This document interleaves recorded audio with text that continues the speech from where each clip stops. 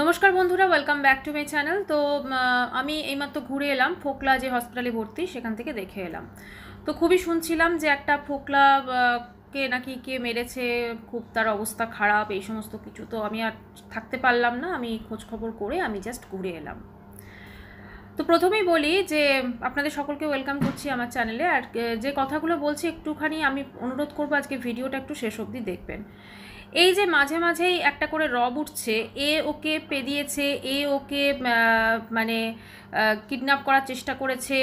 তারপরে কালকে দেখলাম টিনার হাতে আংটিটা দেখিয়ে বলছে নতুন আংটিটা কেমন হয়েছে দেখো, এবং আংটিটা যেখানে পড়েছে মনে হবে, দেখলে মনে হবে যে বোধহয় সেরে ফেলেছে বাগদান পর্ব, মানে ওর বিয়ে হয়ে গেছে বা এরকম কিছু। তো আপনাদের কি কারণ মনে হচ্ছে না, ইনফ্যাক্ট অনেকেরই মনে হচ্ছে যে এইটা একটা খুব সুন্দর সাজানো গুছানো নাটক হচ্ছে, যেটা সন্দীপ এবং টিনা আমাদেরকে করছে এবং করে দেখাচ্ছে। দেখো, এবং যখনই এদের জিনিসটাকে একটুখানি হয়তো স্তিমিত হয়ে যাচ্ছে, একটু শান্ত হয়ে যাচ্ছে, তখন মাঝে মাঝে একটা করে এরকম উটকো জিনিসপত্র উঠছে। আমরা এই যে ফোকলা মার খেয়েছে, আমরা এটা শুনেছি সন্দীপের মুখ থেকে, আমরা কিন্তু নিজেরা সেই জিনিসটা দেখিনি বা সচক্ষে দেখিনি বা কিছু, তাই তো। আর টিনাও যে ওই যে সন্দীপের ছেলেকে মানে বা ওদের ছেলেকে কৃষাণুকে যে কিডন্যাপ করতে চেয়েছিল একদম মুখ টুক বেঁধে, এটাও কিন্তু আমরা সচক্ষে দেখিনি। এরা আমাদেরকে এসে এক্সপ্লেন করছে, তারপরে আমরা ভাবছি যে হ্যাঁ এটা হয়েছে। এবং তারপরে সমস্ত কন্ট্রোভার্সি ক্রিয়েটারদের কিছু হচ্ছে সন্দীপের পক্ষ নিয়ে, আর কিছু হচ্ছে টিনার পক্ষ নিয়ে ভিডিওস নেমে যাচ্ছে, ভিডিওর পর ভিডিও। ঠিক আছে, হ্যাঁ মেরেছে, বেশ করেছে, এই করেছে, ওই করেছে। আমরা কি আদৌ জানি যে সে সত্যি মার খেয়েছে? এবং যদি সে, আমি যদি তর্কের খাতিরে ধরেও নিই যে তাকে সত্যি কেলানো হয়েছে বা মারপিট করা হয়েছে, তাহলে সত্যি কি মানে সেই পারপাসে করা হয়েছে? দেখুন, এগুলো টোটালি ওদের ফ্যামিলিগত ব্যাপার। এখন যা দেখছি না, এই ফ্যামিলিগত ব্যাপারটা এত বেশি ভাইরাল হচ্ছে সব জায়গায়, ওই জন্য মানুষজন এত কিছু করছে। কালকে ওই যে রিমির একটা লাইভ দেখলাম, সে লাইভে বসে বসে রীতিমতো কান্নাকাটি জুড়ে দিয়েছে যে তার মা এই করছে, সে করছে। তারপরে যখন আমি নেক্সট টাইম যখন ওই লাইভটা দেখলাম মনিটাইজেশন অন করা। তো একটা জিনিস আপনারা ভাবুন, যদি কারোর মেন্টাল কন্ডিশন ওটা হয়, তারপরে কি তার সত্যি কথা মনিটাইজেশন অন করতে মনে থাকবে? বা এটা কি সত্যি সম্ভব? আর যদি সম্ভবও হয়, সেটাকে কেন তারা নিজের মতো রাখছে না, কেন সেগুলোকে পাবলিক করছে? কারণ মানুষজন এটা দেখতে পছন্দ করছে। আমার যেটা মনে হয় যে এবার সময় এসেছে এগুলোর বিরুদ্ধে সত্যি কথা বলতে। কি দেখুন, এগুলো আইনি স্টেপে কিচ্ছু হয় না, নর্মাল কেসগুলোতেই সত্যি কথা কিচ্ছু হয় না আইনি স্টেপে। তো এটাদের কি হবে? এটাও পড়ে থাকবে বছরের পর বছর। এখন সময় এসেছে জাস্ট এই ধরনের যারা আমরা বুঝতে পারছি নাটক করছে, ভিডিও করছে, ভিডিও মানে এগুলোর মধ্যে কোনো সত্যতা নেই। কালকে ধরুন যেটা বলছে যে ফোকলা মার খেয়েছে, সত্যি কি এটা আমাদের সামনে তাহলে প্রুফ দেখাও। কারণ আজকাল আমরা সব প্রুফ দেখে বিশ্বাস করি না। প্রিয়ার ছেলেকে টাকা পয়সা, সত্যিই তো আমাদের মনে সন্দেহ হচ্ছে, আমরা বলছি তুমি প্রুফ দেখাও। একটা তো জিনিস ঠিক, একটা বাচ্চার যদি বোন ম্যারো ধরুন বদল করা হয়, তো সেক্ষেত্রে কিন্তু একটা তার ডোনার দরকার পড়ে। আজকে সেই ডোনারটা ঠিক হলো কি হলো না সেটা কিন্তু প্রিয়া আমাদেরকে জানায়নি, বা কী বৃত্তান্ত কিছুই জানায়নি। আমাদের বলেছে যে 2 মাসের মধ্যে করতে হবে, ওটা কিন্তু 2 মাসের মধ্যে ওই পুরো প্রসিডিওরটা কিন্তু হয় না, ওটা প্রচুর টাইম লাগে। এবং সবথেকে বড় তার ডোনার দরকার হয়, এবং সেই ডোনারের সমস্ত কিছু ব্লাড গ্রুপ সেটা ওর সঙ্গে ম্যাচ খাচ্ছে কিনা, এরকম প্রচুর ব্যাপার থাকে। তো আজকে একটা ভার্চুয়াল ওয়ার্ল্ডের বেশ কিছু জিনিসকে আমরা সত্যি মেনে নিচ্ছি, এবং আমাদের যে রিয়েলিটি, আমাদের যে বাস্তব লাইফ, সেটার উপর এফেক্ট পড়ছে না। তো এটা কিন্তু আমাদের সব থেকে প্রথমে একটু ভেবে দেখা উচিত। কারণ এরা আজকে শেষ করছে। আজকে ধরুন কালকে ম্যান্ডি স্যান্ডির আমি একটা ভিডিও দেখলাম, সেখানে 42 মিনিটের ভিডিও হয়েছে সেটা, এবং এমনভাবে টাইটেল থাম্বনেল দিয়েছে, লোকে মনে করবে যে আবার বোধহয় ম্যান্ডি স্যান্ডি আলাদা হয়ে গেছে, ঠিক আছে, বা ওদের মধ্যে কিছু একটা চলছে। আদতে তো কিছুই নয়, আদতে পুরো 20 মিনিট ধরে বোধহয় শেষের দিকে বা 15 মিনিট ধরে বকবক করে গেছে, ঠিক আছে। মানে এত ন্যাকা হয়ে গেছে ওর ভিডিওগুলো, এখন এত ঢঙের হয়ে গেছে, তবু মানুষজন সেখানে ছুটে যাচ্ছেন। কারণ সেখানে এমন একটা করে তারা টাইটেল দিচ্ছে, এমন একটা করে থাম্বনেল দিচ্ছে, যেটা মানুষ দেখতে বাধ্য হচ্ছে। কিছুই নেই আদতে, আদতে খুবই নর্মাল লাইফ, এবং নর্মালের থেকেও নর্মাল লাইফ। কারণ ও তো রান্নাবান্না সেভাবে করে না, কাজে ওর কাছে দেখানোর সেরকম কিছু নেই। ওর কাছে আছে এই কেচ্ছাগুলো, ও কেচ্ছা বারবার করে সৃষ্টি করবে এবং সেটা নিয়ে ভিডিওস বানাবে এবং মানুষজনকে সেটাই দেখাবে।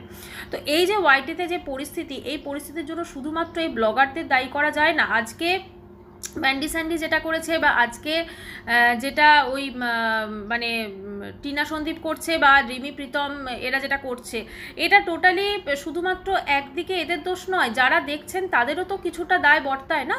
কারণ তারা এই জিনিসগুলোকে আরও বেশি করে, কালকে যখন রিমের ওই লাইভটা অনেকে দেখলাম কমেন্ট করছে তুই মর, মানে বিভিন্ন কমেন্ট, আবার আহা উহু করছি আমরা। আমি যদি এটা তর্কের খাতিরে ধরেও নিই, হ্যাঁ এটা সত্যি, এটা ঠিক, হয়তো মেয়েটার মেন্টাল কন্ডিশন ঠিক নেই, যেটা করছে করছে, কিন্তু ও ওকে তো সেভাবে নাচানো হচ্ছে না, ওকে হয়তো ওই ছেলেটি কিছু করছে বা ওর মা কিছু করছে, যার পরিপ্রেক্ষিতে ওই জিনিসটা বেরিয়ে আসছে, এবং তারা জানে যে তার কোথায় আঘাত করলে সেই জিনিসগুলো সে করবে এবং সেইটারই চেষ্টা করছে।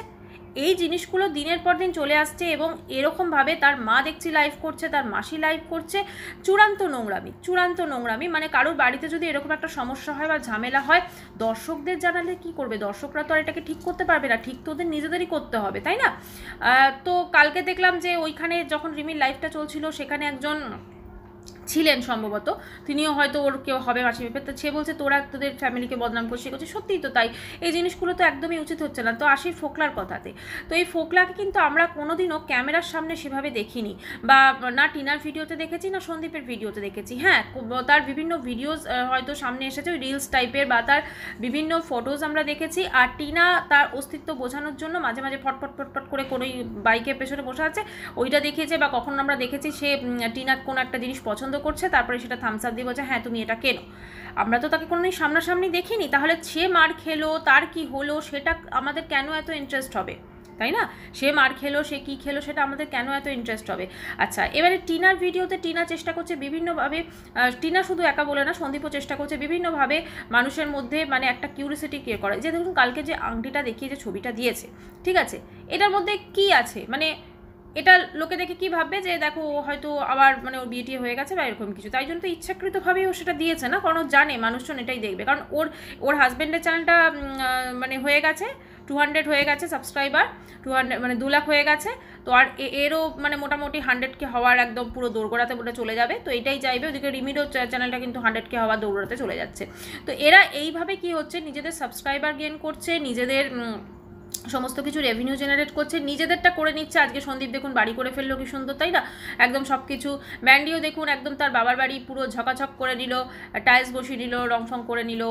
টিনাও অনেক কিছু হয়তো করছে, মানে পরে ওরটা তো পরে আসবে হয়তো। এইদিকে তো আইফোন তো কিনে ফেলেছে, আরও অনেক কিছু আমরা দেখতে পাবো কেনাকাটা। কিন্তু একটাই প্রশ্ন, টিনা তো ভীষণভাবে ডায়েটিং ফাইটিং করছে, তো কি হলো? মানে যত দিন যাচ্ছে ও কিন্তু মানে ওর চেহারাটা কিন্তু মানে যথেষ্ট ফুলো ফুলো লাগছে, তাই না? মানে আগে ওর মধ্যে হয়তো আগে ফিল্টার ইউজ করতো ক্যামেরাতে, এটা হতে পারে মেবি, এখন সেটা করছে না, ওই জন্যই হয়তো ওরকম দেখাচ্ছে। কিন্তু যথেষ্ট মোটা লাগছে এখন ওকে দেখতে। আগে কিন্তু আর এতটা মোটা লাগতো না, আর মুখের মধ্যে একটা মিষ্টতা ছিল, এখনও আছে, কিন্তু মোটা হওয়ার দরুন সেই জিনিসটা হয়তো কোথাও না কোথাও হারিয়ে যাচ্ছে। তো এই সব কিছুকে আমি সাইডে রাখলাম, আমি আসলাম ওই ছোটো বাচ্চা কৃষাণুর ভবিষ্যৎটার কথা। কৃষাণু কি দেখে দেখে বড় হচ্ছে যে তার বাবা ক্যামেরার সামনে এসে বলছে এই কে কাকে মারপিট করা হয়েছে, বা তার মা একটা সেলিব্রেশন হচ্ছে সেখানে উপস্থিত নেই।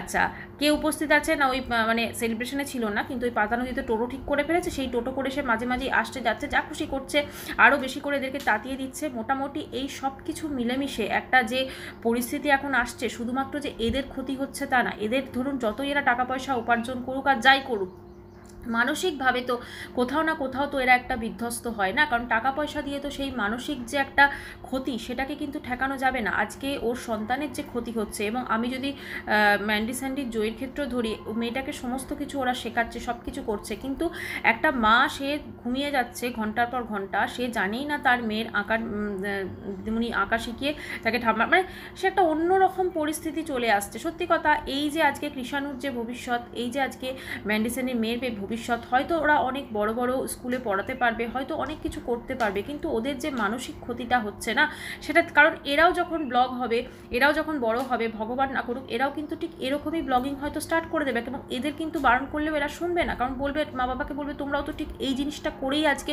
এত কিছু করেছো, তাহলে আমি কেন নয়, তাই না? যদি ওয়াইটি থাকে। তো এই জিনিসগুলোকে কোথাও না কোথাও এবার থামার সময় এসেছে। এটা যেমন আমাদের দর্শকদের, আমাদের যেমন একটা চেষ্টা থাকবে, বড় বড় ব্লগারদেরও চেষ্টা থাকবে, কারণ এইগুলো ফ্যামিলি কেচ্ছা বিক্রি করে যদি কেচ্ছা থেকেও থাকে, সেটা অবশ্যই নিজেরা মিটিয়ে নাও। কারণ দিনের পর দিন এই কে মার খাচ্ছে, এই কিডন্যাপ করছে, এই হচ্ছে সেই হচ্ছে, এগুলো করে দর্শকদের উৎপাত করার কি দরকার আছে, বা দর্শকদের জানানোর কি দরকার আছে? দর্শকরা কি পারবে সেই সমস্যাটার সমাধান করতে? কালকে টিনার লাইভে যে মেয়েটি ছিল, সে কিন্তু এই কথাটা টিনাকে বলেছে, তুই যে আজকে লাইভ করে এই কথাগুলো বলছিস, দর্শকরা কি পারবে সেটা সমস্যার সমাধান করতে? একদম ঠিক, দর্শকরা তো পারবে না সেই সমস্যার সমাধান করতে। এই সমস্যাটা যা কিছু হয়ে থাক, এটা সমাধান ওদের নিজেদেরকেই করতে হবে। তাই বন্ধুরা, আমার যেটা মনে হয় হয় যে এটা আমাদেরও বোঝা দরকার, এদের ভিডিওসে আমরা এত এত ভিউজ দিচ্ছি, আর যারা কষ্ট করে ব্লগিং করছে তাদের তো আমি বলছি না যে এরা নাটক করছে, কিন্তু এদের লাইফে যদি রিয়েলও কিছু ঘটে থাকে এটাকে কেন এরা একটা স্বামী স্ত্রীর মধ্যে সামান্যতম কোনো ঝামেলা হলেও সেটা কেন ওয়াইটির প্ল্যাটফর্মে এনে বিক্রি করতে হবে, সেটা কেন নিজেরা মিটমাট না করুক, যে পরিস্থিতিতে থাকুক, কারণ কেস তো সহজে মিটবে না, এটা এরকমই থাকবে, তো যেভাবেই থাকুক সেটাকে নিজেরা হ্যান্ডেল করুক না, নিজেদের ডেলি লাইফ দেখাক না, সেখানে কেন হাতটা তুলে আংটিটা দেখিয়ে নতুন আংটি কিনলাম বা এই ফোকলা মার খেয়েছে বা এইসবগুলোর কী প্রয়োজন আছে।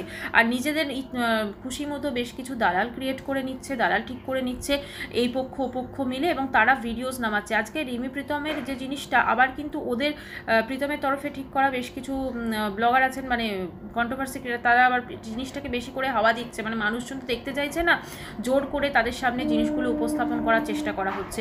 তো এই নোংরামো কতদিন চলবে জানি না, কিন্তু এটাতে সত্যি কথা বলছি এবার কিন্তু সবারই মানসিক ক্ষতি হচ্ছে, কারণ যে ক্ষতিটা বড় বড় ব্লগারদেরও হচ্ছে, ওদের হয়তো টাকা পয়সা দিয়ে ওরা অন্যভাবে সেটা হয়তো পুষিয়ে নেবে, কিন্তু আমরা যারা সাধারণ দর্শক, আমরা যারা দিন শেষে সমস্ত কাজকর্মের পর বা আমাদের দৈনন্দিন আমাদের জীবনযাত্রা মধ্যে একটু আমরা শান্তি খুঁজি, একটু বিনোদন খুঁজি, আমরা সেখানে ওয়াইটি দেখি, সেখানে আমরা দেখছি ঝগড়া, আমরা মোবাইল রিচার্জ করে ঝগড়া দেখছি, এটা কোনোভাবেই কাম্য নয়। তো বন্ধুরা, এটা সম্পূর্ণ আমি আমার পয়েন্ট অফ ভিউ শেয়ার করেছি। যদি ভিডিওটি ভালো লাগে তো অবশ্যই করে চ্যানেলটি সাবস্ক্রাইব করার অনুরোধ রইল। দেখা হচ্ছে নেক্সট ভিডিওর সঙ্গে, ততক্ষণের জন্য সবাই খুব ভালো থাকবেন, বাই।